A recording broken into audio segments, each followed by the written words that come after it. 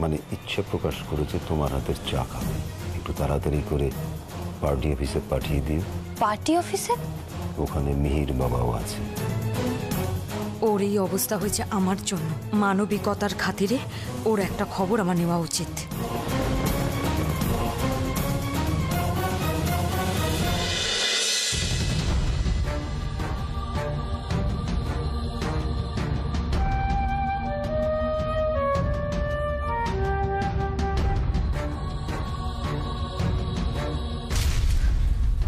কোথায় যাচ্ছ? অনির সাথে দেখা না করেই চলে যাবে? আমার আর সেই জায়গা নেই প্রেম। আমার মনে হয় তুমি অনিকে... আমি একটা বড় ভুল করেছিলাম, আর সেটা আমি সময় মতো শুধরে নিয়েছি। আমার ভাগ্য ভালো ছিল, তাই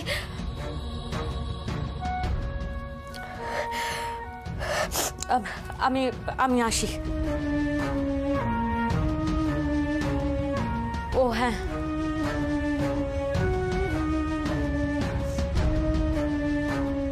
এই চিঠিটা ওনাকে প্লিজ দিয়ে দেবেন। দুর্গা, আমার মনে হয় তুমি যদি নিজেই... দুর্গা, দুর্গা!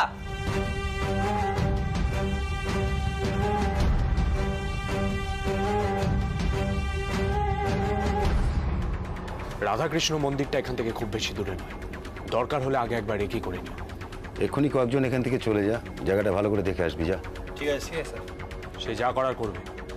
এনিওয়ে, বিয়ের রাতের প্ল্যানটা ভালো করে বুঝিয়ে দিই। দেখো,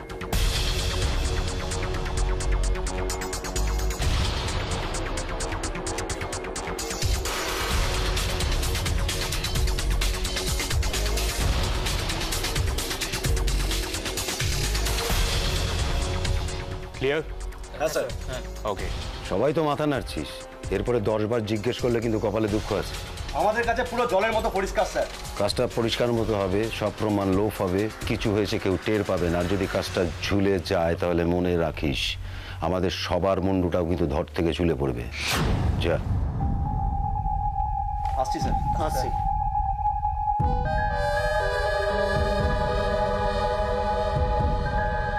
কথাটা তুমিও মাথায় রেখো মিহির বাবা, হবে কিন্তু তোমাকেও ছাড়বে না। আমার টার্গেট কখনো মিস হয় না। সেটা দেখার সুযোগ এখন হয়নি। দেখবে, সময় তো এখনো পড়ে আছে। অতটা সময় নেই মিহির বাবা, কাজটা রিয়ার বিয়ের রাতেই। বারবার এক কথা বলো না ব্রজ কাকা। আমি জানি বাবা কি চায়, আর বাবার কথা মতোই কাজটা হবে। তোমার রক্ত গরম, আবেগ বেশি, তাই কাজের বদলে অনেক সময় সেটা অকাজ হয়ে যায়। তুমি যেভাবে বিয়েটা করেছো বা করতে পার্সোনাল কিছু নিয়ে কথা বলা আমি পছন্দ করি না। অ্যান্ড সেকেন্ড, বাবার ইচ্ছেই আমার কাছে শেষ কথা। বাবা যদি বলে আমি আমার নিজের মাথাটাও কেটে বাবার পায়ে রেখে দিতে পারি। Is it clear? তোমার বলা কথার সাথে কাজের কোনো মিল দেখিনি, তাই। তুমি কি দেখলে না দেখলে তাতে আমার কিচ্ছু যায় আসে না। আমি কি পারি না পারি সেটা দেখানোর দায় আমার বাবাকে, আর আমি সেটা করেও দেখাবো। এত বাবা বাবা করছো, অথচ সেই বাবাকে কত লজ্জায় ফেলেছো তুমি জানো? আমি জানি আমি কি করছি। তোমার কোনো ধারণা নেই বোধহয় আমার কাছে আমার বাবার জায়গাটা কি। আমার বাবা আমার আইডল। বাবা ছাড়া আমার জীবনে কোনো কিছুর কোনো ভ্যালু নেই। চারুলতারও নয় বুঝি? কারণ নয় মানেটা কি হয়?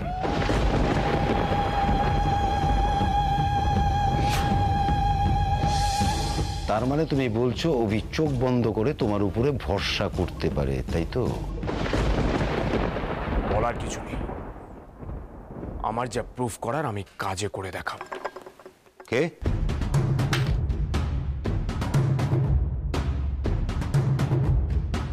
নতুন বৌমা? তুমি নিয়ে আসতে গেলে কেন? তোমার শরীর খারাপ, এখন সাবধানে থাকা উচিত। কাউকে দিয়ে পাঠিয়ে দিলেই তো পারতে। কই দাও আমাকে, দেখি দাও দাও।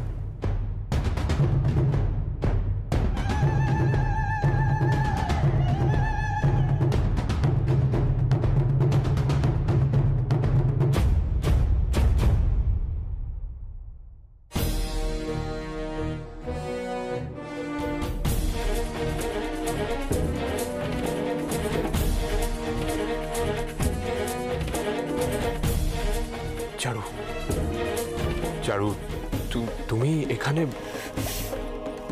চারু এমন ভাবে প্রশ্ন করলে যেন মেয়ের বাবা ও এখানে এসে অন্যায় করে ফেলেছে। চারুকে কেমন যেন লাগলো। ও কি আমার কথা কিছু শুনেছে?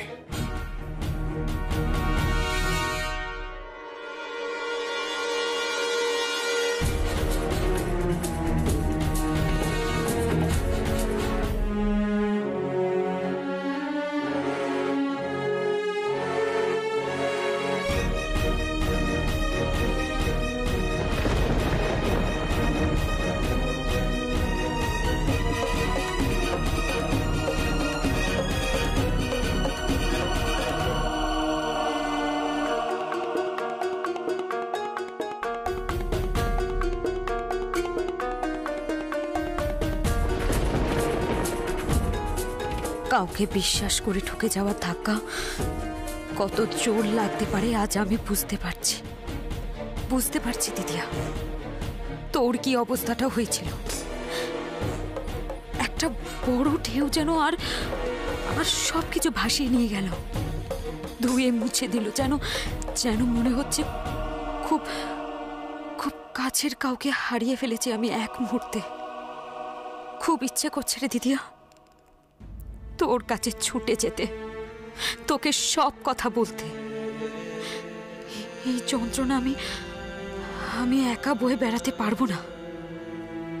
এত মনের জন্যই আমার।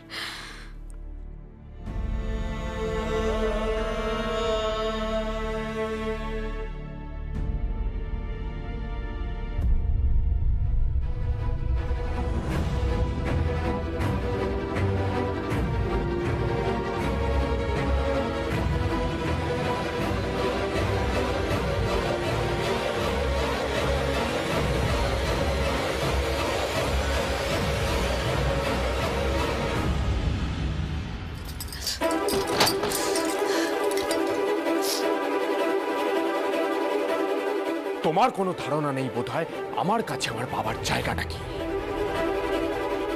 বাবা ছাড়া আমার জীবনে কোনো কিছুর কোনো ভ্যালু নেই। চারুলতারও নয় বুঝি? কারণ নয় মানেটা কি হয়?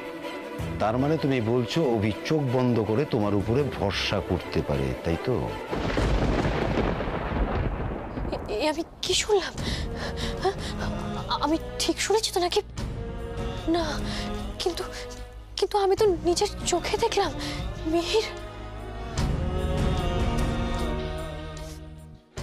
যতবার ওকে আমি আঁকড়ে ধরেছি, যতবার আমি চোখ বন্ধ করে বিশ্বাস করার চেষ্টা করেছি, ততবার আমি কোনো না কোনো একটা দোটানায় পড়েছি। না না, এবার যদি আমার ভুল হয়ে থাকে তাহলে আমি আর কোনোভাবেই নিজেকে ক্ষমা করতে পারবো না। এবার তুমি না না, বিশ্বাস অবিশ্বাসের এই বোঝাটা আমি আর বয়ে বেড়াতে পারছি না আমি কি করে? মিহির বুঝতে পারছি তোমাকে ভালোবাসার নাটক করতে হচ্ছে, তাই না? ভালোবাসার অনেক সিন করতে হচ্ছে। না না, তোমাকে আর কোনো কষ্ট আমি দেব না, আর কোনো কষ্ট করতে হবে না তোমাকে আমার জন্য। তোমার সব কষ্ট কমিয়ে দেওয়ার জন্য এবার আমি নিজেকে শেষ করে দেবো।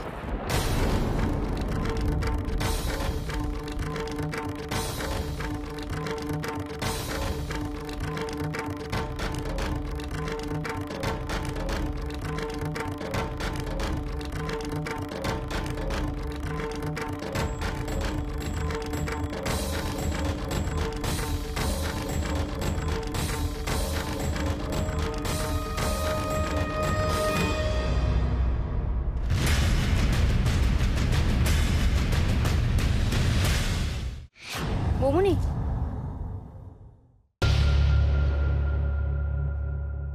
বৌমনি, তুমি এখানে কি করছো?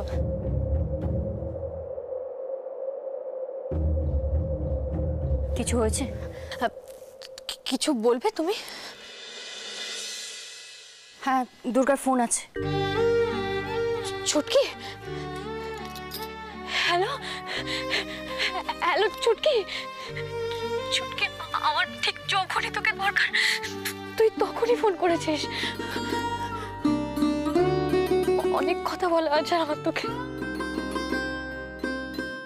আমারও দিদিয়া। ছুটকি, তুই আগে আমার কথাটা শোন। তোর মিহিরদা, যাকে আমি এতদিন অন্ধের মতন বিশ্বাস করেছিলাম, সে আসলে মন্ত্রী অভিরূপ মুখার্জির ছায়া। আমার আগেও সন্দেহ হয়েছিল, কিন্তু কিন্তু তারপর আমি ভেবেছিলাম আমি হয়তো ভুল করছি, কিন্তু আজ যা হলো তারপর। তুই এসব কি বলছিস দিদিয়া? কি কি করেছে মিহিরদা? নাটক, নাটক, ভালোবাসার নাটক করছে ও।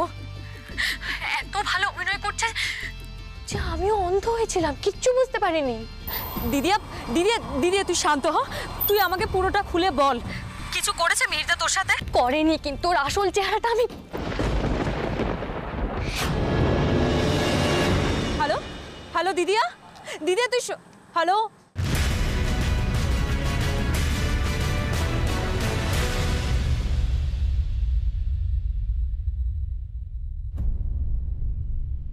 চারু, চারু প্লিজ একবার ঠান্ডা ঠান্ডা মাথায় আমার কথাটা শোনো। আমি চারু, চারু তুমি যা দেখেছো, যা শুনেছো সব মিথ্যে, সব ভুল। চারু, চারু, চারু প্লিজ এগুলো দিয়ে আমাকে জাজ করো না প্লিজ। তুমি খুব ভালো অভিনয় করো মিহির, অভিনয়টা তো অভিনয় বলে বোঝাই যায় না। চারু তুমি আমাকে ভুল বুঝছো, আমি জাস্ট। তুমি আর একটা কথা বলবে না মিহির। চারু আমি আবারও বলছি, আমি যা বলেছি, তুমি যা দেখেছো সেগুলো সব মিথ্যে চারু, সেগুলো সব ভুল। এগুলো বাবার ব্রজ কাকাকে ম্যানেজ করার জন্য হ্যাঁ আমি অ্যাক্টিং করেছি, আমি মানছি অ্যাক্টিং করেছি, সেটা বাবাদের সন্দেহ দূর করার জন্য। এগুলো সব মিথ্যে চারু। সব দিক ম্যানেজ করতে গেলে এটুকু তো। সরে যাও, সরে যাও আমার চোখের সামনে থেকে, সরে যাও।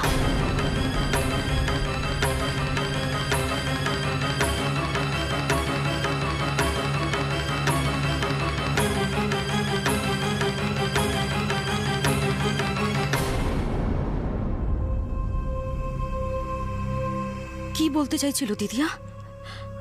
কথাগুলো কেমন এলোমেলো, খুব তাড়াহুড়ো করে অনেক কিছু বলতে চাইছিল ও আমায়। কি হয়েছে ওর? আবার ফোন করব? না, এবারও হয়তো নিজেকে সামনে নিয়ে বলবে কিচ্ছু হয়নি। তাহলে কি করে পূজাকে একটা ফোন করব, যদি ও কিছু বলতে পারে?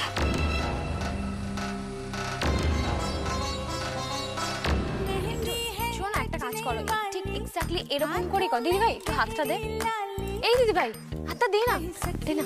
দেখো দেখো এক্স্যাক্টলি এই ডিজাইনটাই কিন্তু এখানে হতে হবে। হ্যাঁ, আর বলছি কি যে একটু দাও না, আমি একটু করি।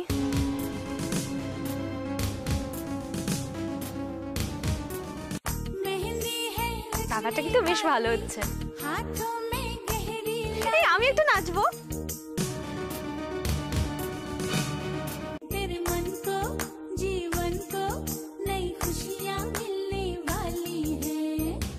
প্লিজ পূজা, প্লিজ ফোনটা তোলো, প্লিজ প্লিজ প্লিজ। ওহো, ফোন দিদি ভাই বলবি তো, আমি শুনতেই পাচ্ছিলাম না। হ্যালো, হ্যাঁ দুর্গা। হ্যালো হ্যালো পূজা, বলছি শোনো না, বৌমনির সাথে কথা বলবে তো? হ্যালো হ্যালো পূজা, পূজা আমি তোমার সাথে একটু হোল্ড করো, আমি ডেকে দিচ্ছি বৌমনিকে। হ্যাঁ, এই শোন না, একটু বৌমনিকে কিছুই তো শুনতে। হ্যালো দুর্গা। হ্যালো হ্যালো পূজা, তুমি প্লিজ পূজা একটু ধরো। হ্যালো পূজা, এই শোন না, আমার কথাটা শুনবে। আরে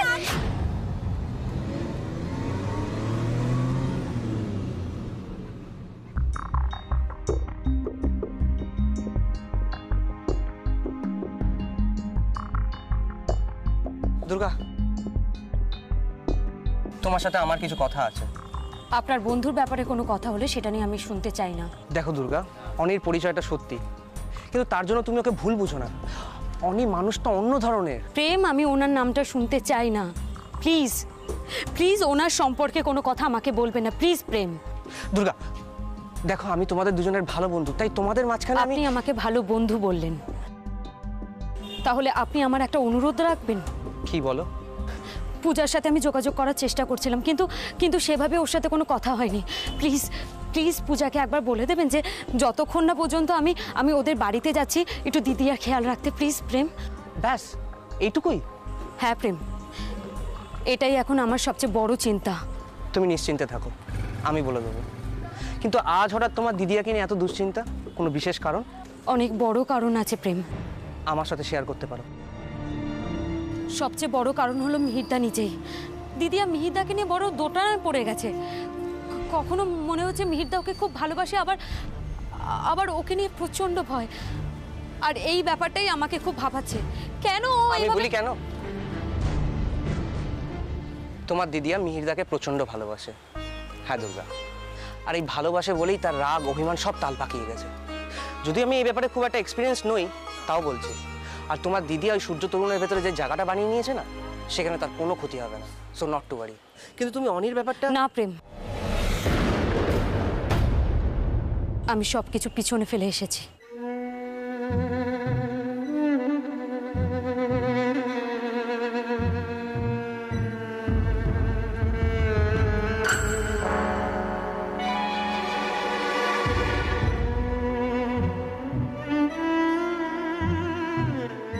আমি জানি আমার আসল পরিচয়টা দুর্গা কোনো দিনও মেনে নিতে পারবে না।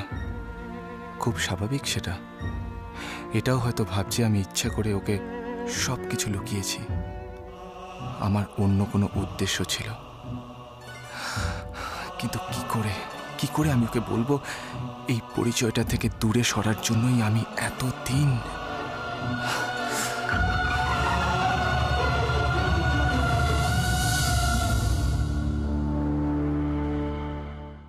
কাজ হয়েছে? হয়েছে মানে ও একেবারে দই হয়ে গেছে। তোমার ওদিকের খবর কি? এখন অবধি তো ভালোই। খালি হাতে ফিরেছি কখনো আমি? আর শোনো ব্রজ, মিহির কোথায়? মানভঞ্জনের পালা চলছে, তাতে অবশ্য খুব একটা কাজের কাজ কিছু হবে না। যাক, শেষ অবধি সব ঠিকঠাক চললেই হলো। শোনো ব্রজ, তোমার বউঠানের সামনে এবার বুক ফুলিয়ে দাঁড়িয়ে বলতে পারবো, দেখো কাকে নিয়ে ফিরেছি আমি। মুখে তো কোনোদিনই কিছু বলে না, কিন্তু মনে মনে নিশ্চয়ই আমাকেই দোষ দেয় তার ছোট ছেলে বাড়ি ছাড়ার জন্য। আজ আশা করি ওর মুখে হাসি দেখবো। সারা জীবন তো আমাকে নিয়ে অনেক অশান্তি পেয়েছে, এবার ছোট ছেলেকে কাছে পেয়ে যদি একটু শান্তি পায়। অনেকে এসবই শুনিয়েছ তার মানে? হ্যাঁ, এখন এটাই চলবে। আরে দাঁড়াও না, অনি বাড়ি ফিরলে দেখবে বাড়ির পরিবেশই কিরকম বদলে যায়। আচ্ছা, এটা তো মাথায় আসেনি। তুমি চার দিয়ে মাছেদের ব্যস্ত রেখে সেই ফাঁকে অসাধারণ অসাধারণ তুমি যাই হোক, শোনো, তুমি তোমার কাজ করো, আমি এখন রাখছি। কি যে খুশি সবাই তোমার ফেরা নিয়ে, রোজও তো কি করবে ভেবে পাচ্ছে না। তাই ওকে বললাম যে তুমি তোমার কাজটুকু শুধু করো। গীতায় স্বয়ং শ্রীকৃষ্ণ বলেছেন, তুমি কর্ম করো, ফল দেব আমি।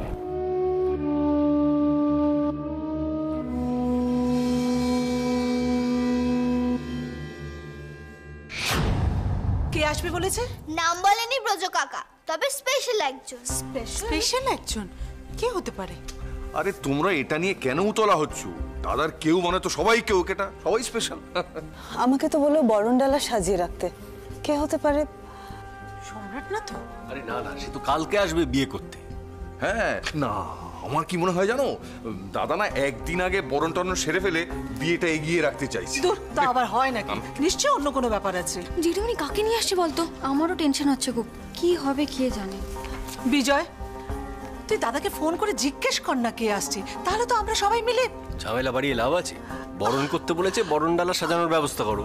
সে তো আমি শোনার পর থেকে সাজিয়ে রেখেছি, কিন্তু ওই তো বোধহয় এসে গেছে।